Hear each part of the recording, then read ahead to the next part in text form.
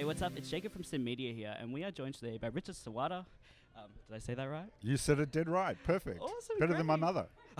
Perfect.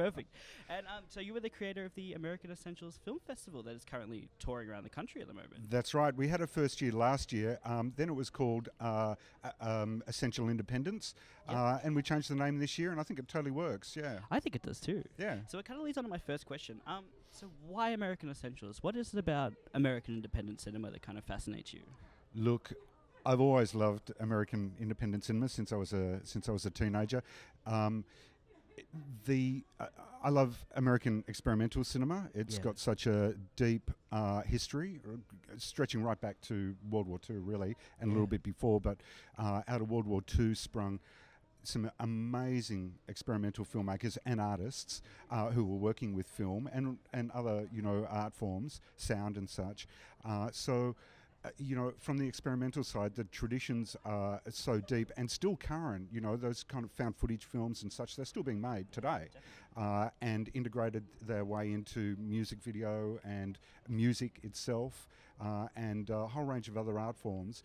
But then, from a more, commercial perspective, American independent cinema has really, it's not only American independent cinema, but there have been so many breakthrough moments of craft. When you look at films like, Mulholland Drive, the Lynch film, The Graduate, which is in this program, and Andy Warhol's Bad, which is in this program, and I don't know, Two Lane Blacktop. There are so many of them, and they both kind of really push the form. They really push the audience, and they really make for really great big screen entertainment. And I think one of the good things about even the lower budget ones is they totally understand where they're from, and they absolutely understand the traditions. So they don't operate in isolation. They're now, and they're also then. Yeah, I couldn't agree with you more on that, actually. Yeah. And even with curating this festival, you did take a lot of films from, different eras in American cinema. Yep. That kind of, if they were played on their own, wouldn't really make a lot of sense. Saying pairing a few of them together. But in this kind of list, they all kind of work really well together. Was that kind of one of the things you were going for when curating this festival? Thanks for saying so. And yes, that's the idea. Awesome.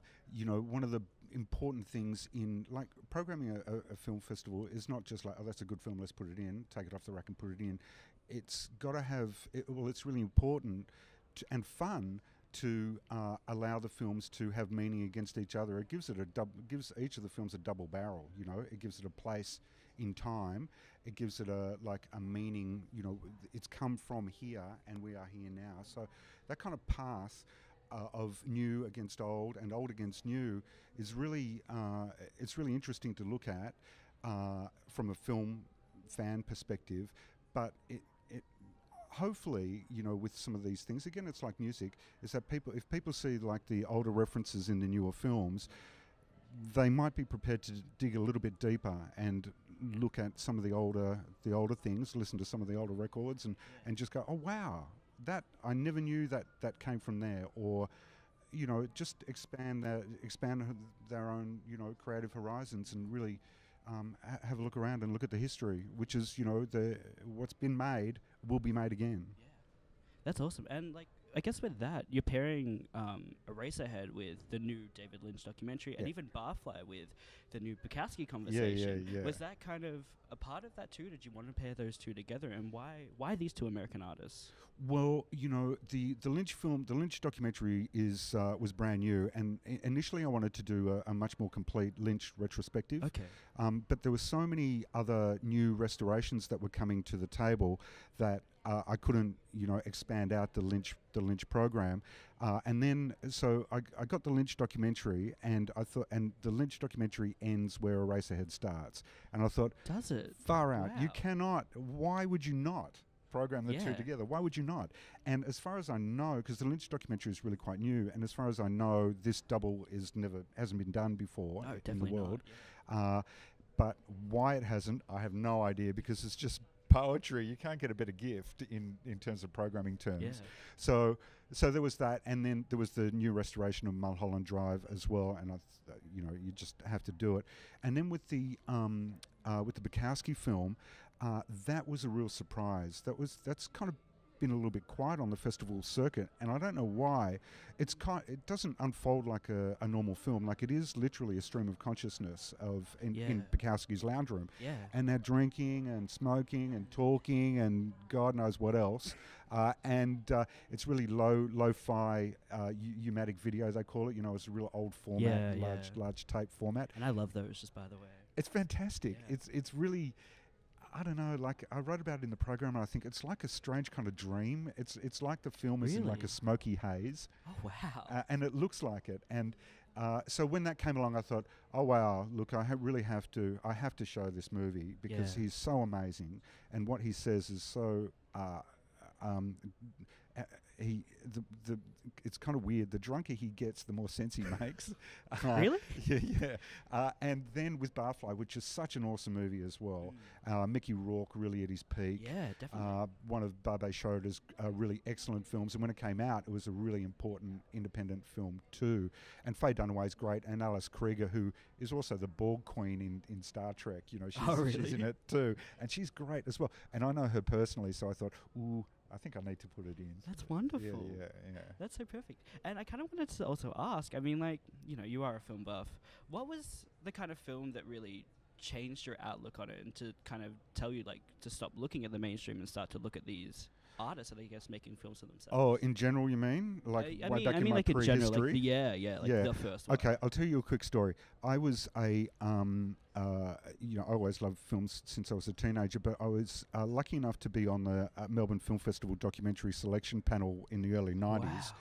Just kind of semi-accidentally, but it was really good. Yeah. Anyway, so we were waiting for the panel. I was waiting for the panel to come in. I was really quite early to watch films for the selection. Anyway, I had about 2 hours to kill, and there was a VHS tape sitting on the top of the machine, the playback machine. I thought, look, I'll watch this thing, whatever it is. I have no knowledge. Anyway, I put it in, and it was this incredible found footage documentary by a San Franciscan filmmaker called Craig Baldwin, who is a genius filmmaker and probably will only be recognised as such when he's dead. But he's part of that great tradition of found footage experimental cinema. Anyway, the film was about American covert activity in Central America under the guise of aliens invading Earth. Anyway, this thing, I was watching it and I was thinking, what is this? And then about a third of the way through the movie, it just all clicked. The whole film clicked. It was very high concept. And at the end of the movie, it was 45 minutes long, I took the tape out of the machine and his phone number was written on the spine of the VHS. My God. And I rang him up straight away and I said, mate, you don't know me, but I've just seen your film and oh my God, I love it. And from then on, we became really quite good friends and I started curating my own film programs, which is kind of the genesis of this kind of thing and other things that I did. And he was so generous and he opened a whole door to American experimental and true independent cinema. And once that happened, that really changed my career and changed my perspective on what cinema actually can be.